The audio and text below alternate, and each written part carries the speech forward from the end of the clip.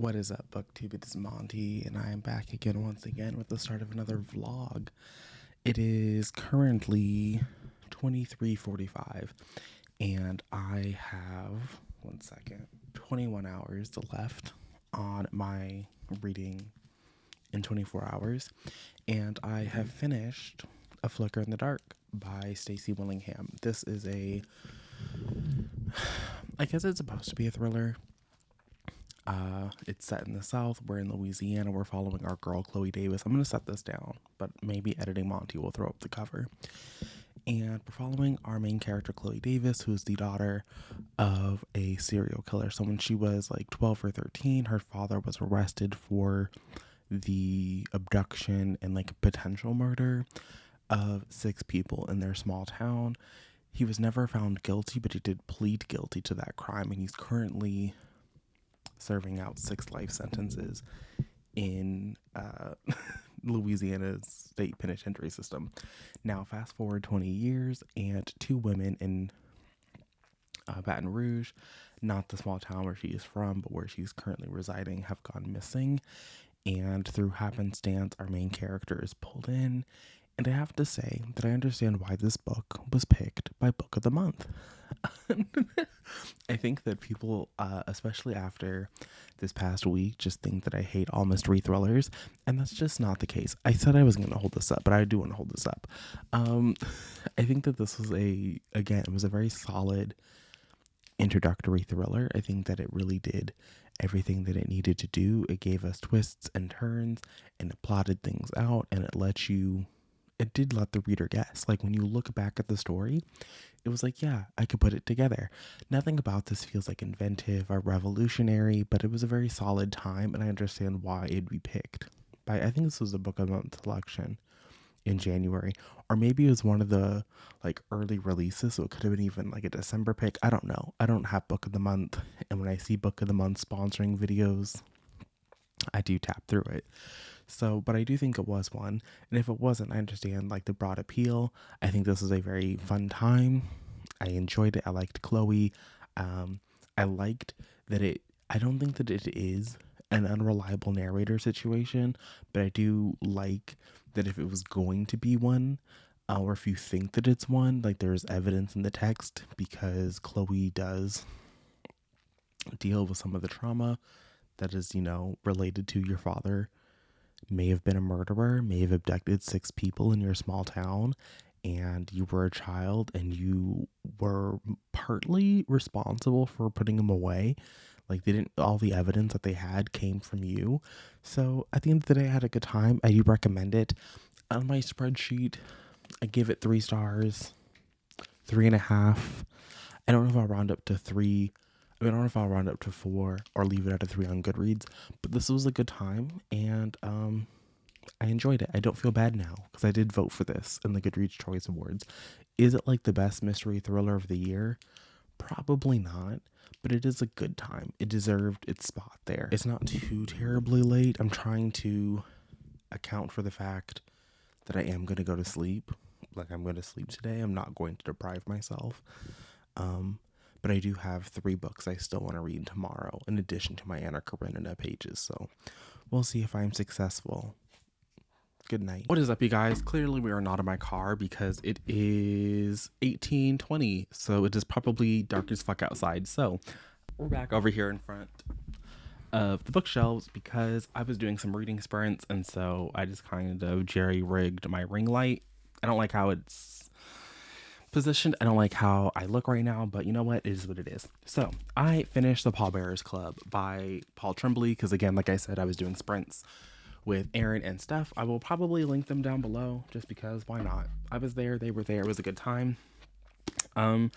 This, however, was not a good time. This is part memoir, part speculative fiction, part story about a friendship, and the only good parts about this book were the annotations. So if you don't know, there are like these red annotations that interact with the text, and they were kind of the highlight, but they were also the reason the book kind of goes off the rail at the end, at least for me. The Pallbearers Club is a story about this young man by the name of Art. It's not really his name, but for the sake of the memoir, that's what he calls himself. And so we were learning about art from high school, which I was not expecting, to be honest. I didn't expect the book to be set when this person was in high school, but that's where we were.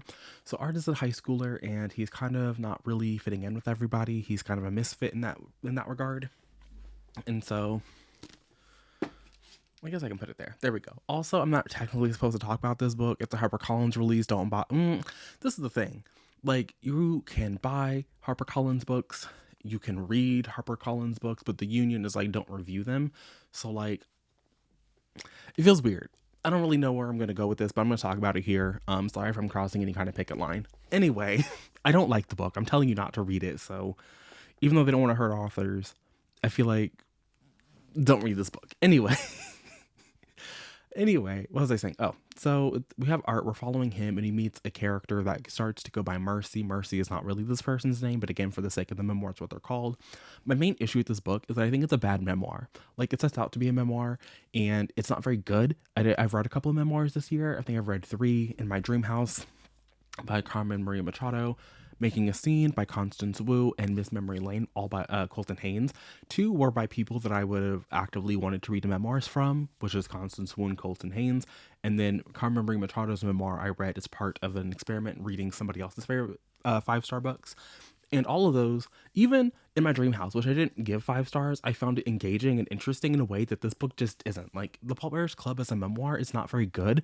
It's supposed to, like, document this man, Art's friendship with Mercy and why he thinks that there's some kind of supernatural situation happening with them in this relationship that he has, but it's not very good. Like, it's just a very bland and boring memoir that was not entertaining and not very good to get through. And I feel okay saying that because this person isn't real. Like, Paul Tremblay in the acknowledgments talks about like how parts of him are in art, I guess. But it's not really him. So this is a novel, and the margins, the character, we find out that's making the notes is Mercy. And so even Mercy at a certain point starts calling it a novel and is like, this isn't a memoir, like this isn't what happened. And you're kind of going along to get along. But even as a novel, it's not very good. It doesn't work for me. So I didn't like it. I gave it 1 star. Then I read The Boys by Katie Hafner. This was supposed to be, it was pitched to me in the little synopsis as about a married couple, Ethan and Barb, and them fostering these boys and the boys driving a wedge between them.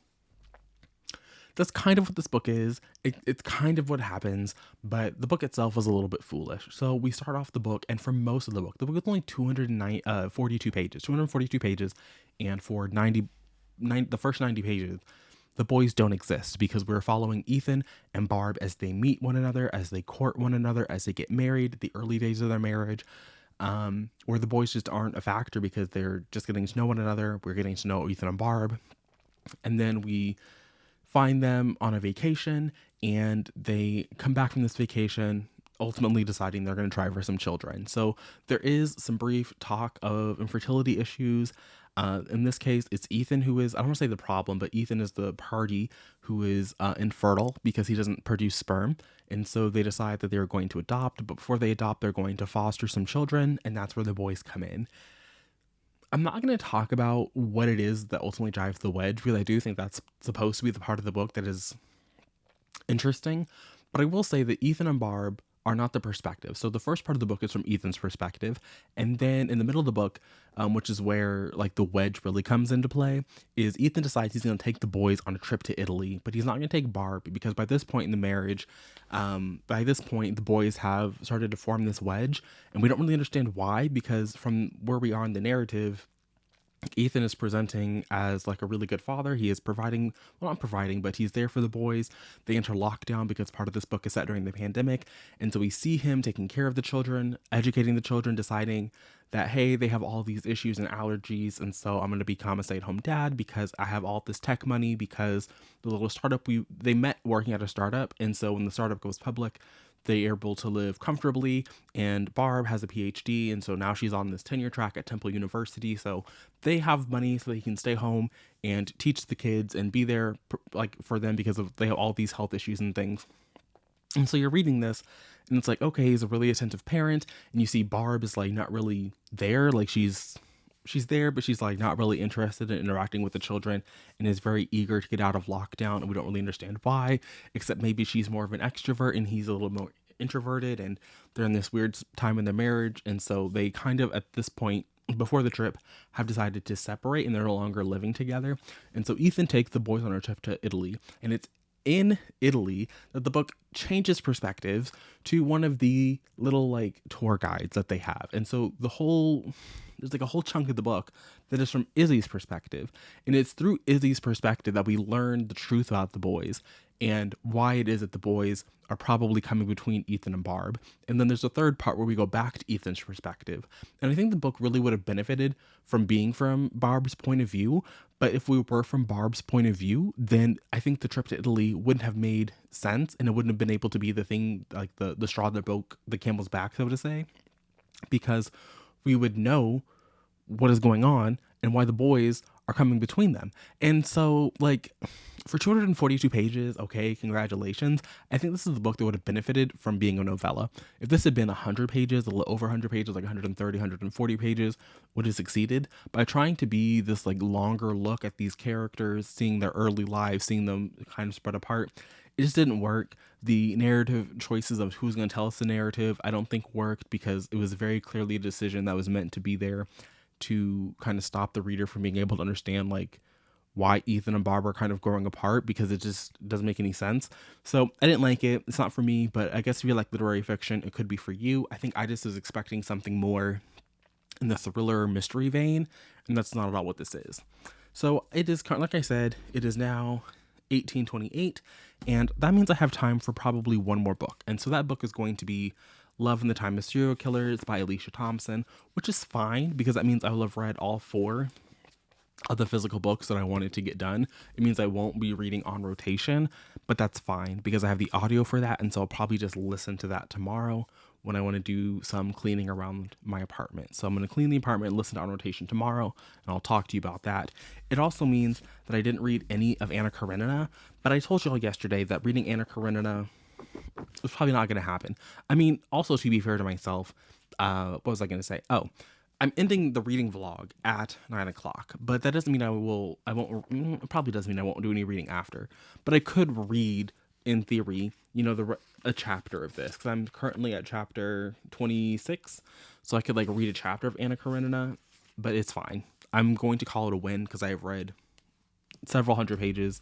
At this point, it's like 600 or so pages in 24 hours, so my goal is to finish this.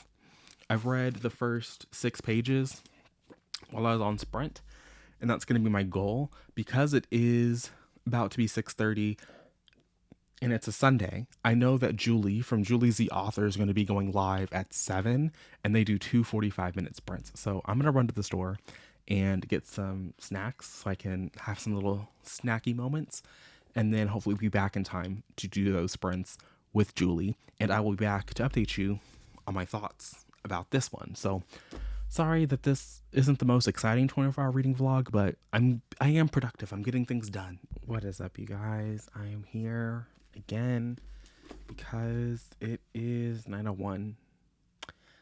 So I did not finish Love in the Time of Serial Killers between getting the snacks and watching Julie's little sprinty sprints. It didn't happen. I do only blame myself because I did wake up early to do some reading, and then I didn't read. And then when I did start reading, I took like an hour little nappy nap because I was so tired from waking up early and not doing anything. So I do think that with some adjustments, I could have nailed the little physical aspect of my TBR, but I'm not upset that I finished 3 whole books in 24 hours. Nothing to scoff at. All of these, actually take it back.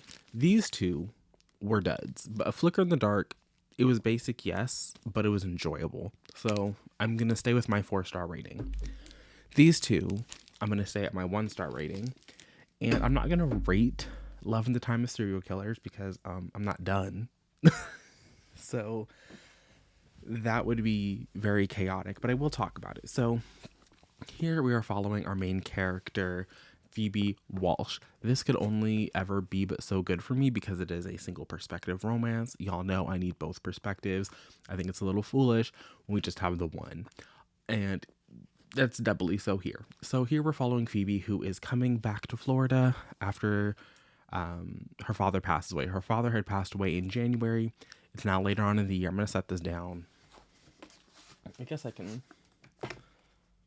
Yeah. So she's coming back to town to help like pack up her father's house, get rid of some belongings so they can sell it and try and get some money back so they can pay off some of his lingering debts, which is like a common thing that I'm seeing in romance these days, or just in literature in general, is people like having to deal with losing their parents and like the very practical realities of that. So I'm okay with that. I'm interested in seeing that play out a little bit more. The issue that I'm having is that yesterday I told you that that Phoebe thought her little neighbor man was a serial killer, and that's not entirely true. So Phoebe and Sam meet when Phoebe is just arriving to the neighborhood, and it's like 3 o'clock in the morning, and she has this giant desk strapped to the top of her car, and she's like, "I'm not gonna deal with this right now. I'm gonna go to bed." Then she wakes. Not I'm gonna go to bed, but her neighbor disappears out of nowhere at 2 o'clock in the morning. So I think she's a little bit justified in being a little apprehensive and being a little bit paranoid about what this man is trying to do.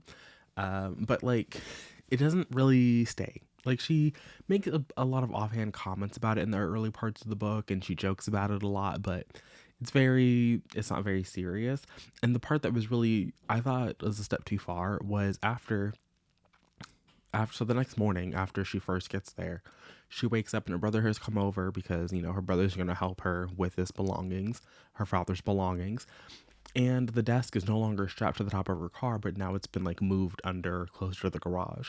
And I think that's kind of crossing a line. You don't know this woman. You don't like, I think it's nice to help your neighbor, but I do think that you need to have permission before you just start taking people's belongings off the top of their car and moving them around. It feels weird. It feels a little weird to me. And the book just kind of coasts along. We see Phoebe attempting to finish her little dissertation. We see her and Sam having more moments together. We see there's a lot of sibling bonding moments between Phoebe and Connor because they didn't really grow up together. Their parents got divorced when they were teenagers, and they were raised in separate households after that. So there's a lot of reconnecting there, and seeing Connor trying to find the best way to propose to his longtime girlfriend, who is about to graduate from her little nursing program. And I like her brother. I think her brother adds a lot of levity to the story, and when he is around, I'm having a lot of fun.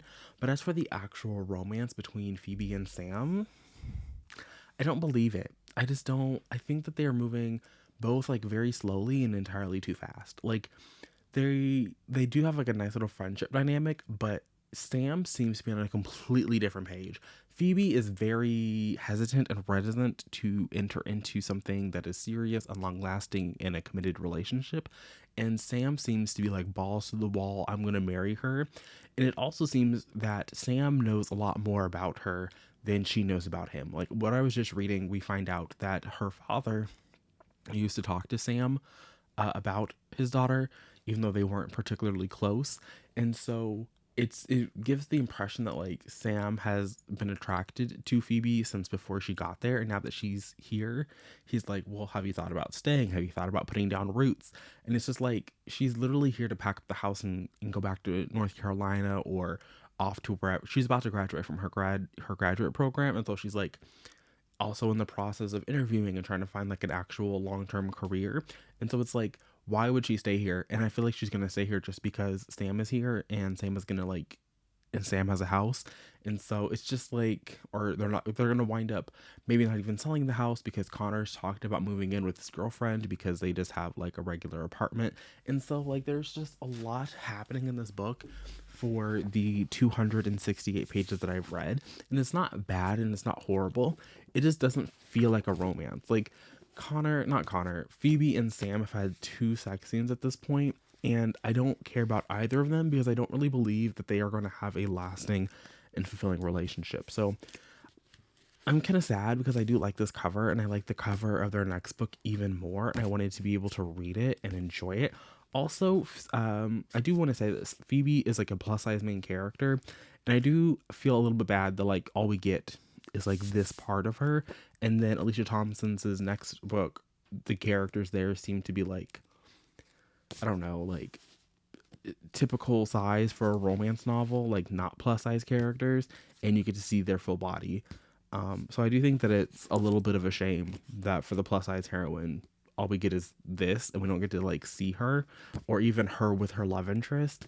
And that's kind of adding to the feeling this isn't really a romance. But in the next, I don't know, like 60 some odd pages, the book is going to wrap up. I probably will read this tonight. I just, we'll talk about it tomorrow. But that's all I got for this little 24-hour readathon. Let me know if you participated down in the comments below. But I'll be back again tomorrow with another video, more discussing, more books, and we can catch up then. But until then, peace.